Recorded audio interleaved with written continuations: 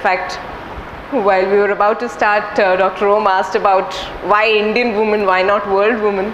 I think I'll take the cue and extend that further and say it's not only about Indian women or world women, but the women in all of us, regardless of our gender. So hopefully we'll address that issue given the constitution that we have here today. So today is Women's Day. Sorry? Yeah, it is Women's Day. It's like cultivating feminine structure or feminine, not structure, characteristic. Characteristic, yeah. Well, not even characteristic, it's about giving vent to that energy which is there. So, well, yeah, characteristic is an expression of it, but even otherwise, whether we admit it or not, it's there. So, probably we'll approach the talk from that angle given the cues that we have present here. Okay, so all of us have a masculine and a feminine within us, right? Do we agree there? Agree. Right? Regardless of the gender, yes, the biological gender takes over in the sense that there is more expression of one energy than the other. However, that doesn't mean that I as a woman do not have a masculine side to me, or you as men don't have a feminine side to you, right?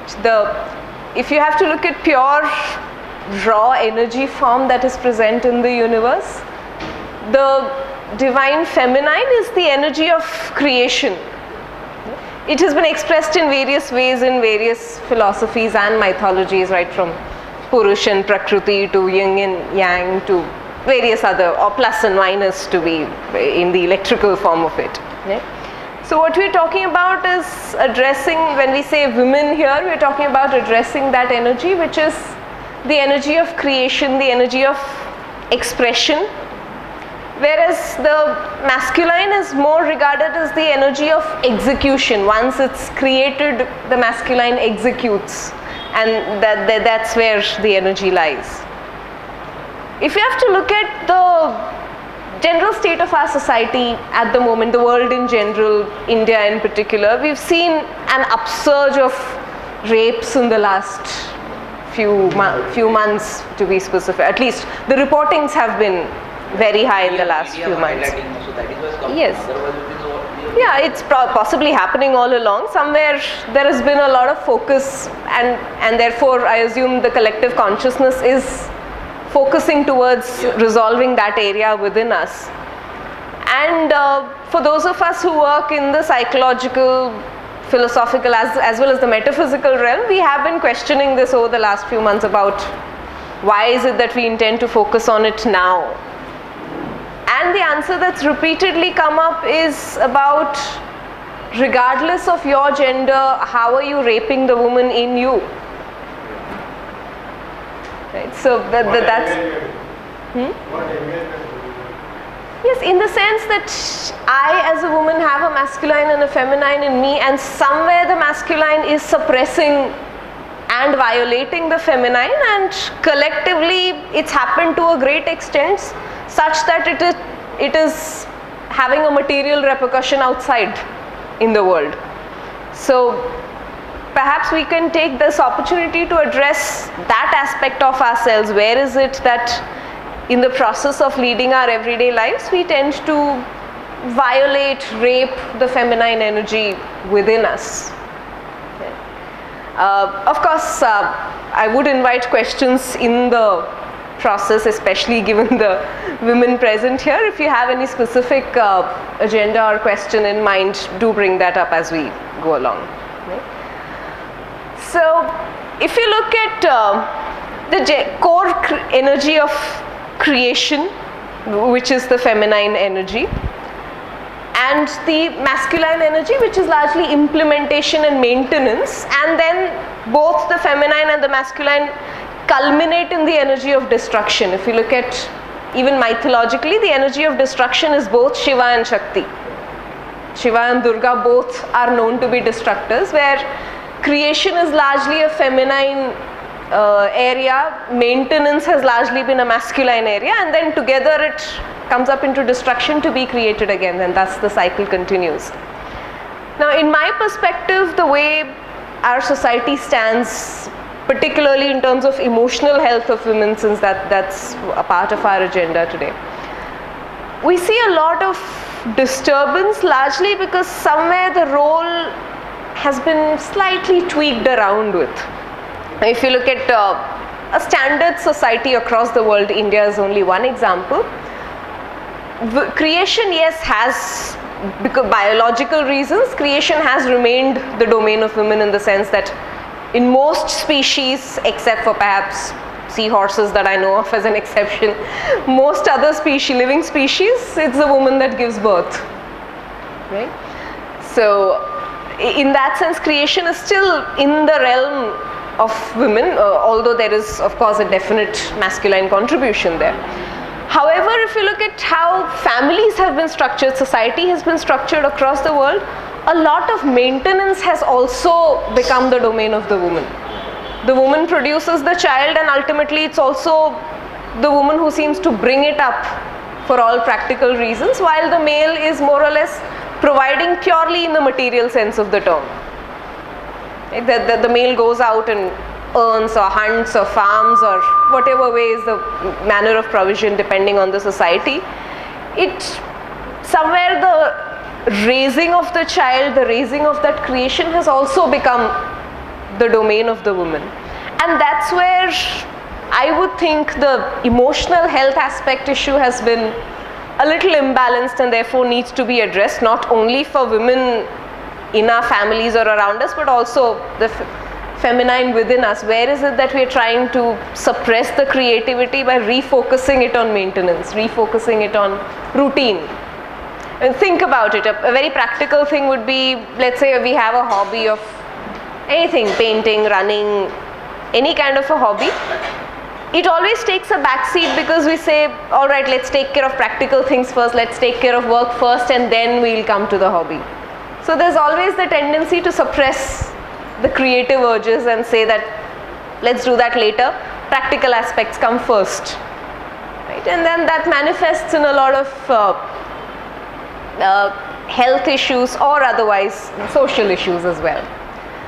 If we have to look at research in terms of emotional and mental health of women in general, the last UN report that I read was talking about 30% of illnesses when it comes to women has been in and around depression. Either depression is the core cause, or it is a disease which is psychosomatically caused due to depression.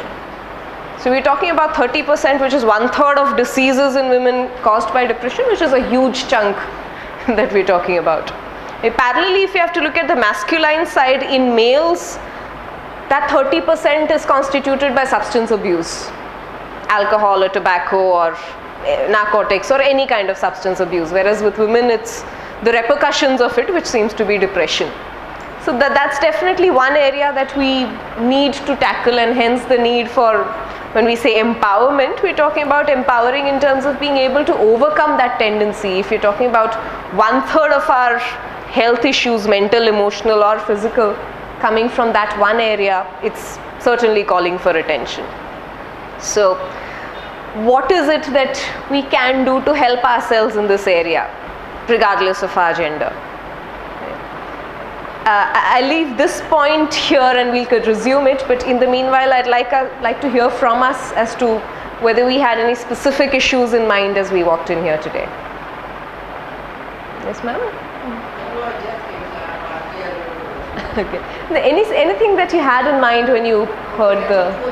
Sure. 30% of depression is because of the, in spite of doing women, lot of things for the home and all the as a family, there is no recognition. Yes. I mean, in educated, uneducated, all the yes.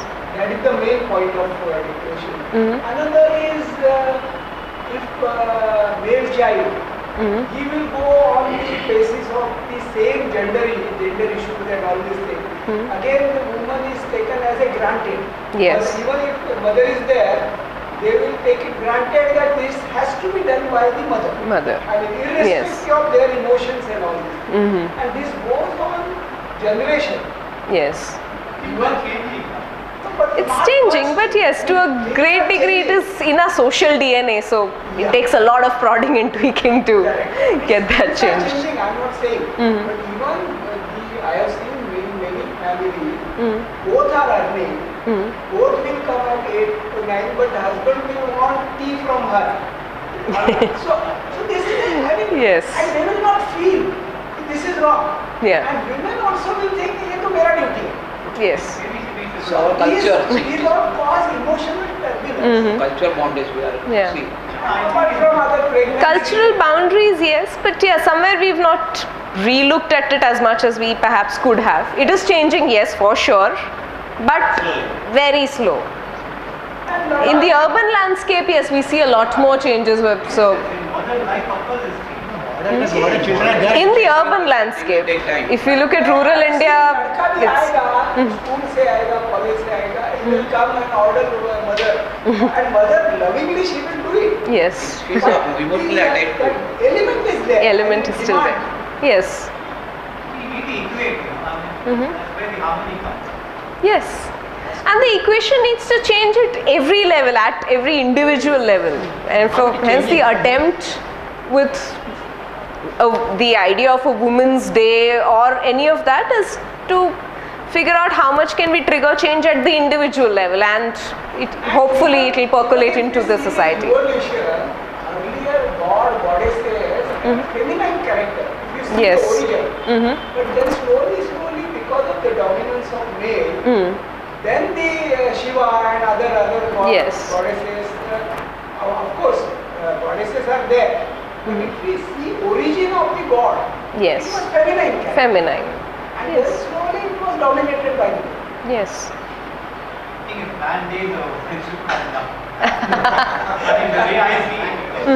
These are the facts of life. By giving it doesn't happen, you have to yourself feel can. Then only it can do. Yes. See, it's about acknowledgement. It's not only about giving and hoping for recognition, but demanding it from oneself to start with. Gradually it has to be mutual. Yes. Empowering that one doesn't happen. The mutual between husband and wife, brother, sister, mother, sister. Then it will go on for no other meaning.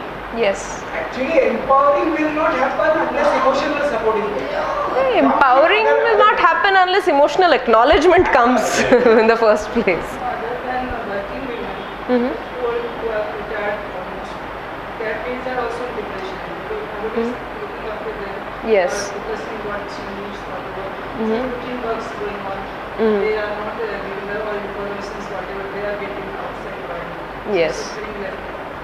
Yes. Yeah, because there is a whole lifetime of creation and maintenance that's happened, and then they're left. When Yes. become stronger, when you are physically and mentally and what you call money wise also. Financially, That is of course. where the whole power comes. Yes. Financial abuse. On a practical side, yes, that's necessary. Very true. The financial is a song, then it's Then automatically comes. Yes. Now, of course, main part is because of the tough competition. Right? So that stress also comes because of maybe because of the urban condition. One salary is not enough. Yes. So women has to earn and all this thing to Very maintain that lifestyle. Maintain. caring hand is what, Stress- helping hand. stress Yeah. environment. New generation, they are helping each other. New generation. Acknowledging the status is very important. It's very difficult for a male, and I think in harmony, team will do that. Yes. Otherwise, there is nothing happening in life. We're going to fight for it. True. Now, unfortunately, we've been so well ensconced in not acknowledging it, and we're very comfortable about it. So that's where perhaps we will need to break it on a larger scale. We need to. Even monetary or something, empowering become, but she should not become too strong, to dominate the No, so the point of empowerment is to acknowledge oneself. It's not domination. God has to be there with them. See, it's about a balancing act. Empowerment doesn't mean aggression. Empowerment only means assertion of who I am and what I can be, and it stops there. It's not really about overtaking. People don't know who am I. So, question of that. No, so when we say empowerment, that's all we're talking about. Then they will know that it's nature which is ruling us, and nature is energy, not Yes. we. Yes. She has something to say? Okay. Yes, so when we say empowerment here, it's not really about one overtaking the other. We are certainly not talking about women having to be empowered to be able to go and bash up men. That's certainly not the agenda here. Misusing it. Yes. Empowerment is purely about acknowledging that yes, I am a woman and I have these energies and these urges and I'm okay. And I am willing to find expression in a healthy manner. That's where we say empowerment is. So, of course, in this process, we are looking at giving those arm shots of power purely because it has been disbalanced for a while. And therefore, to bring that balance up, there needs to be a little boost which is being done through various programs for women empowerment at various levels, urban, rural, across the world. So what is it that we can do in terms of empowerment within our own circles? If we have to focus on the very simple individual level, what can I do? It starts with how do we deal with the people around us. Let's have a look at the assumptions. Typically, the kind of dialogue that a parent has with a child, it starts right there, right? Boys don't cry. You're a girl, you're supposed to cover up your legs and sit.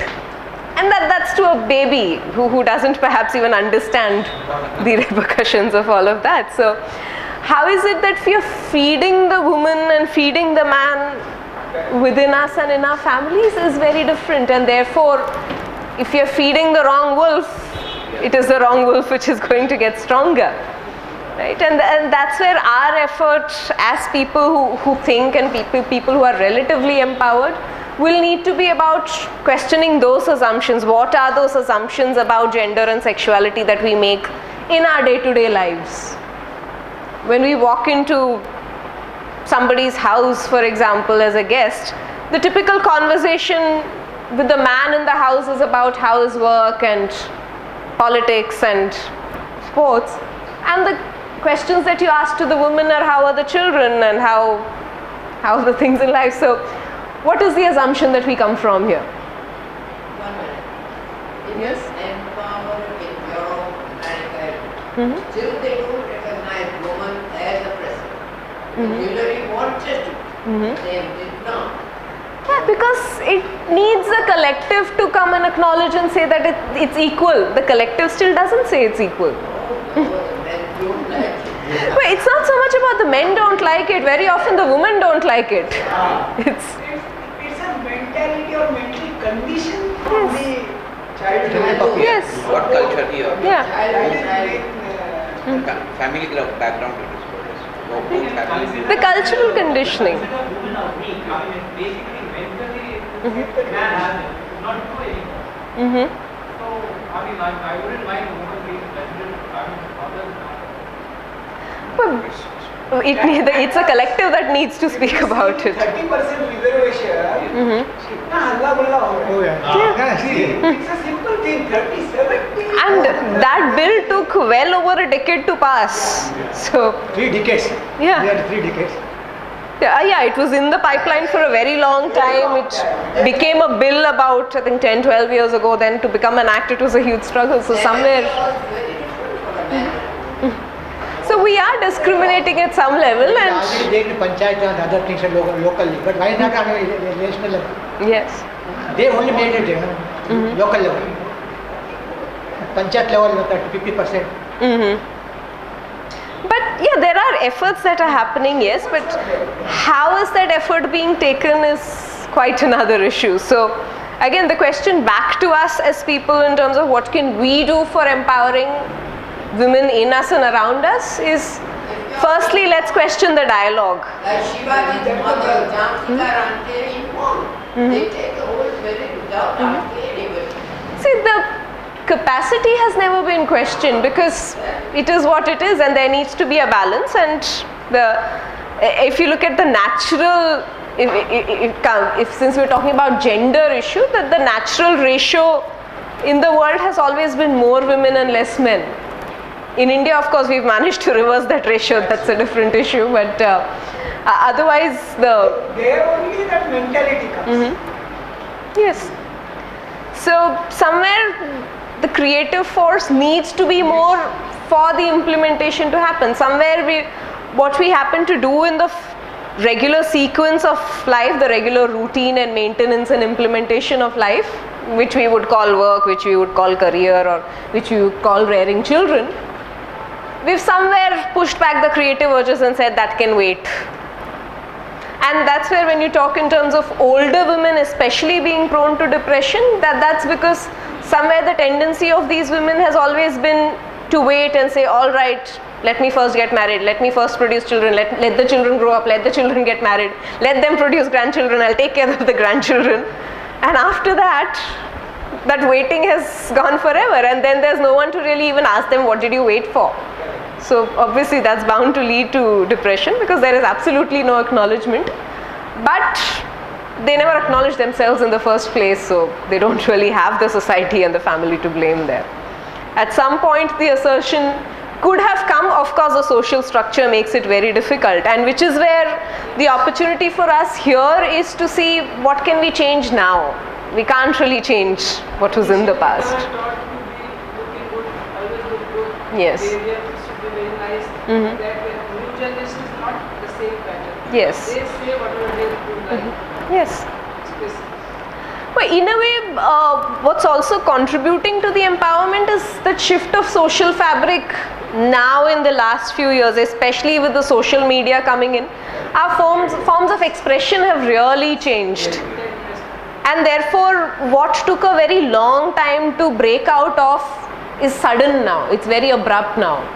So now the way we communicate with our families or be in touch with our cousins is perhaps through Facebook and not really through those family functions or those. So somewhere the social structure, the social fabric itself has changed. We are causing revolutions through Facebook. I mean, the Egyptian revolution of late started with Facebook, where one girl posted that I am going up to this care. How many citizens are joining me? Now, how the health So, is affecting your emotional health. Yes. How the health is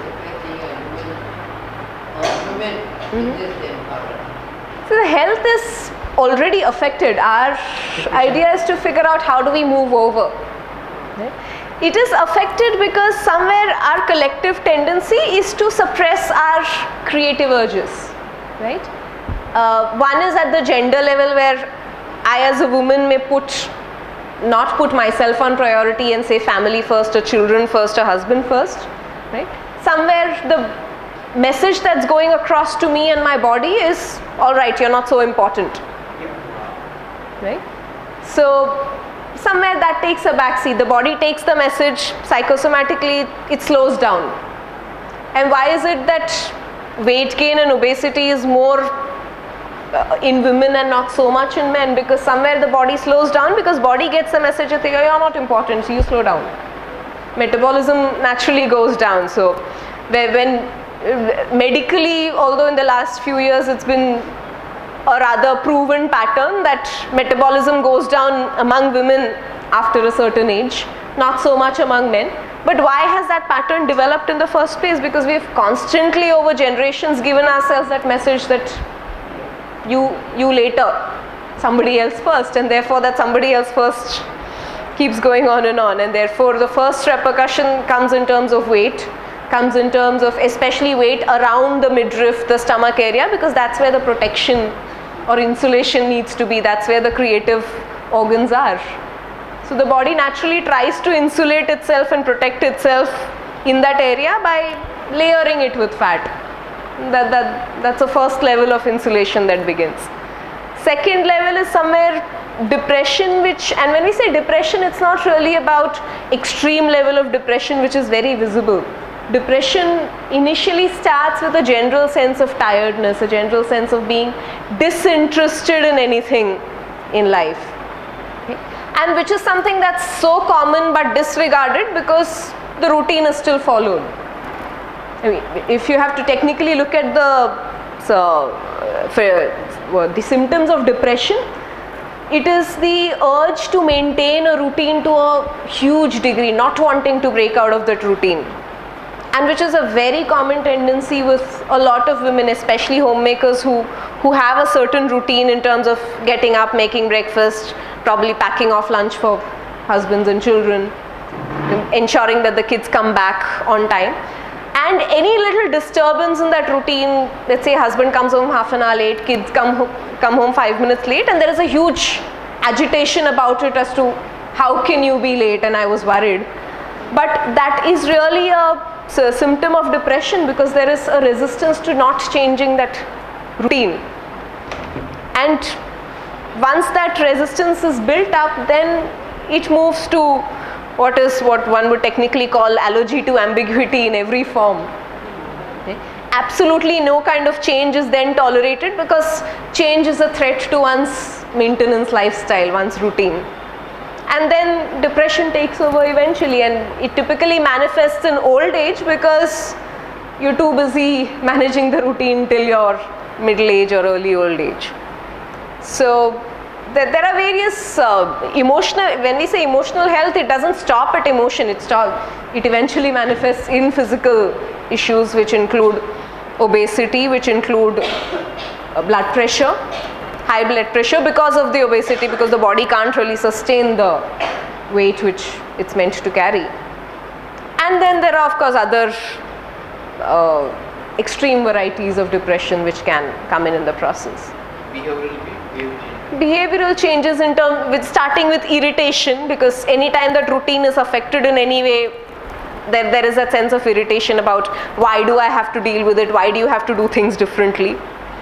And then it becomes extreme anger, that there is violence to some degree. Yeah. The postpartum depression is one thing which we commonly see, where there is almost a pressure to create the pressure for a baby to be born, and in that process it is the woman herself takes the back seat, because the baby takes all the attention, and therefore there is depression.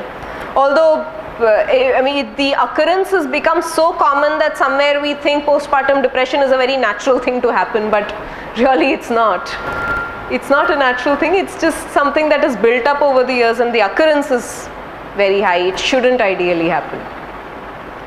So therefore, coming back to what we can do to empower, one is, let's start with, regardless of our gender, assessing our internal dialogue as to how do we respond to the creative urges in us.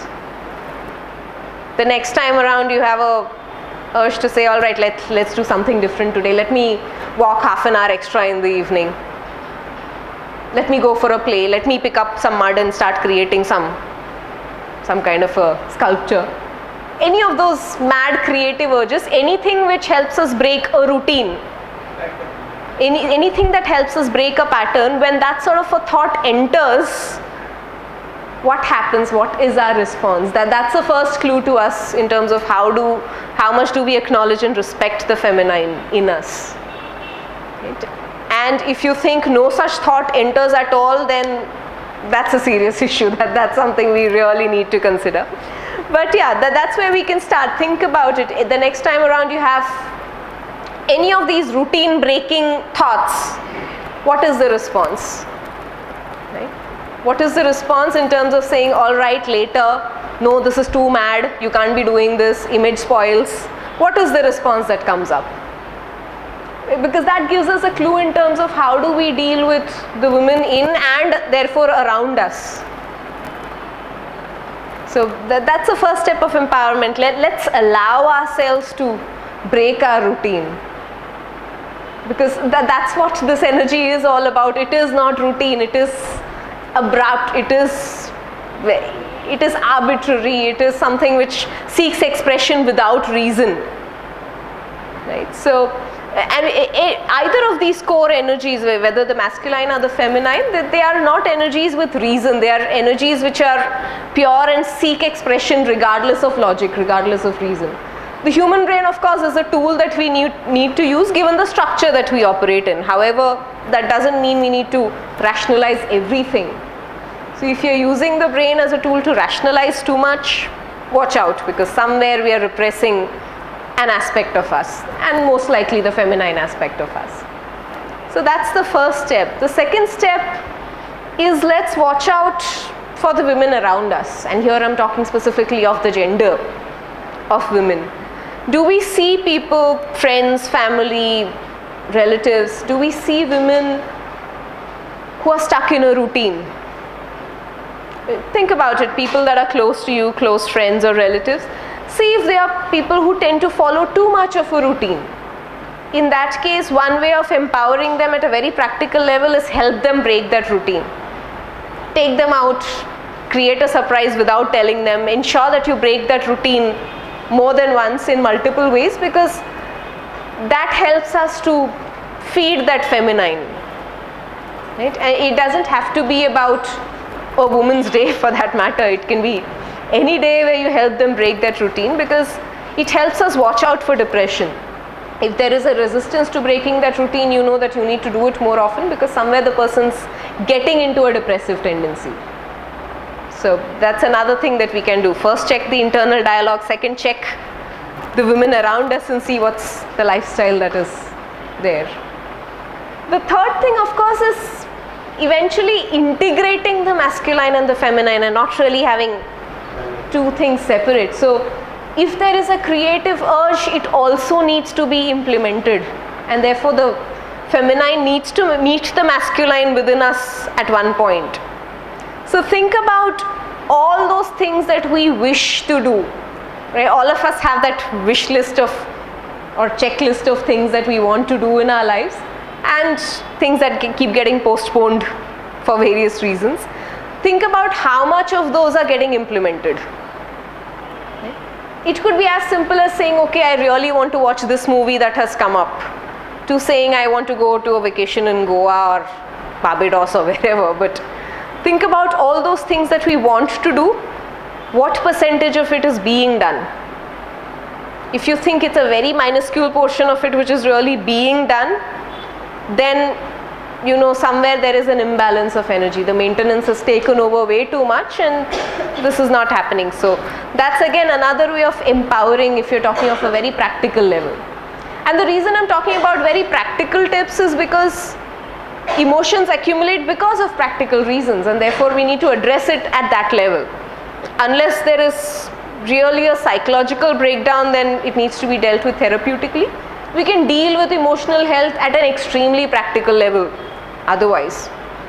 So what we can do is really in terms of watching out for ourselves, the women in us, and watching out practically for the women around us. And again turn back to ourselves and see how much do we give vent to our wishes, our desires, our creative urges. So those are practical things that we can do. Of course, in terms of the emotional health, there is a lot in terms of the tools that we can use to empower. If you're talking about women in India specifically, it typically tends to be a situation where the person doesn't really have time for herself because of husband, children and other considerations. So the tools that you use in that case will also need to be something that doesn't perhaps involve too much time or too much money or too much travel. So we've worked with various concepts in the past, including EFT, including things that can be done at home. Emotional writing can be done at home, EFT can be done at home without too much of time being involved. So that's something that we can educate the women around us for. And something like EFT works beautifully for women in the sense that it's something that can be done practically any time that they have a little period of wait, right? From you're cooking something and you have to wait till it boils or till it cooks. You have those 2 minutes in the kitchen where you can stand and do your EFT. Right? EFT is emotional freedom technique, which of course has a huge process to it, but very simplified. All we are trying to do is in order to release any mental or emotional issues, simply activating the meridians, okay, the nervous system that runs all across the body. A very simple way of activating is tap your fingertips. And that's something that you can teach the women around you and the men around you. Because end of the day, yeah, EFT has a certain process in the sense that you can use all the acupressure points in the body. But if for some reason you don't have time to do that, eventually all the nerves culminate at the fingertips and the toe tips. So what you can do is simply tap your fingers and keep the nerves activated all the time. And this can be done very safely without any harmful repercussions or side effects. It can be done with a particular thought in mind so that that particular block releases, and it's something that can be done any time that you're waiting, so it's not that you need me time to be able to figure this out. So simple tools like that can be taught to any person around us, any woman around us. EFT is one, emotional writing is another, where any particular issue that you're dealing with, physical, mental or psychological, have a particular day where a particular time in the day, and this typically needs to be done between 3 to 7 times at least, where you choose about 15-20 minutes of time where you simply sit and write about that issue. And if you don't wish to keep that piece of paper, just burn it up after it, but just keep writing about that issue and do it for about at least 4 or 5 days at a stretch at the same time. 15-20 minutes of simple writing, no judgments, no nothing, no stopping, just start and write about that issue, burn it up. That helps to release a lot of emotions. Instead of suppressing it and leading to a physiological disorder, it helps to release it as and when it comes up.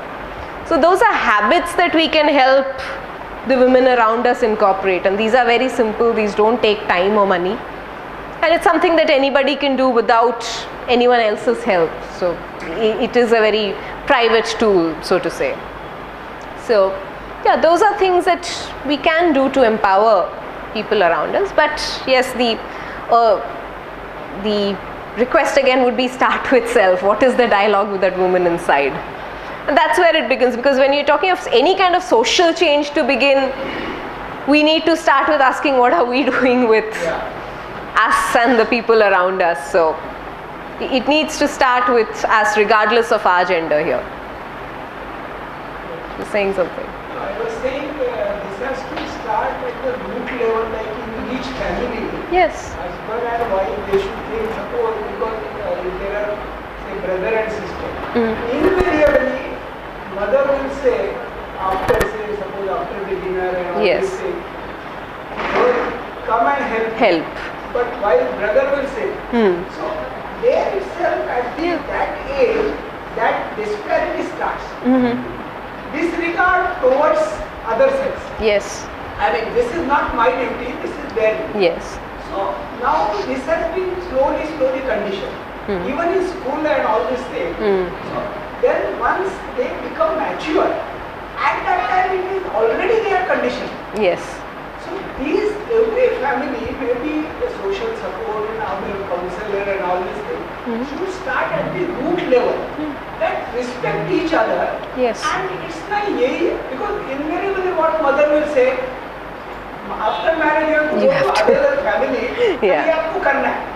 So Training. you. Yeah. That itself the depression starts. Yes. I doesn't belong to this family. Yeah. I am going out. So this is a big mental block. Yeah. The depression starts at that level only. In fact, the tendency for depression, especially urban areas, yeah, it's reduced quite a bit. But if we stay, the rural women that we work with, depression is not only in the older ages, but a lot between the ages of 15 till 25. And that specifically seems to, and the question that is put forth to the woman about why the depression is invariably answered with the fact that I don't belong anywhere. Because parents say paraya dhan hai, so I don't belong in my parents' place. In-laws say it's somebody from out who's come in. So somewhere the woman doesn't seem to belong anywhere. And they will not understand at that time. Yeah. Main problem is this. And second, if you see the social side, see TV and all this thing. Take the case of simple that Bajigar mein song hai, tu cheez badi hai mast mast.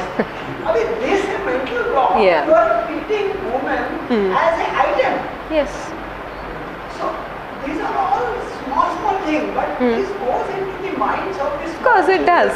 It does. And then once they become mature, it is very difficult to change.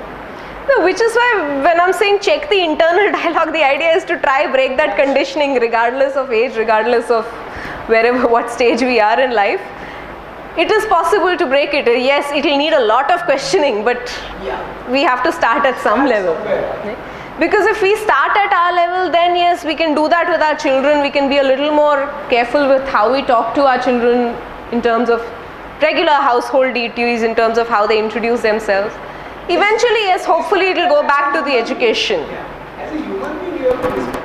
And everybody, then only that masculine and feminine in each this thing Yes. will be honored. Yes. So, yes, it needs to percolate down to the family level, but let's start at some individual level. So, anytime there is what you would call a creative urge, please take a note, what is the dialogue? It doesn't always have to be implemented, let's be practical here, but at least mind the dialogue and don't push it down and say stupid. Very often we do that, we say I'm too wacky, or this is not practicable at all, wishful thinking, daydreaming. Let's not put down those creative urges. And that's where it really starts. It starts in our mind and therefore it's manifested in the society in various ways. So let's at least take care of our mind here. So whenever there is a wild thought next time around, acknowledge it. It's fine to have that wild thought. You may not want to go ahead and implement it, but it's all right. Thank you for the creativity. At least that can be the dialogue instead of saying shut up. Right? So that's where I would urge start off, and then of course influence whoever you can to have this dialogue within us. It could be family, friends. Tell them to watch out in terms of what they do when they have a so-called wild thought, so-called creative urge, or any urge to break out of the routine and say, forget it, I'm not going to go to work at 9 today, I'll go at 11. So what? Let's take that chance, and somewhere we've not been giving ourselves enough chances because we are too stuck with the routine, we are too stuck with the masculine. We'll need to break out of that pattern. It is breaking out, yes, in a lot of ways, but we need a lot more to be done, and that's where even a small group like this can shift that collective consciousness if we are able to do these little things within us and for people around us. So yeah, one urge would be to please go out and have this dialogue with somebody else today. And it's a very simple thing. What I'm talking about seems too simplistic to be real, but trust me, it works. In terms of simply minding your own thoughts and your own reactions to the creative urges. That's where it really begins. If you talk of the masculine-feminine divide, that's where it's begun in our society, and that's where it will have to lead back to. Yeah. Any other particular questions that you have? All right, so very simple tool, but please go ahead and do it. Thank you.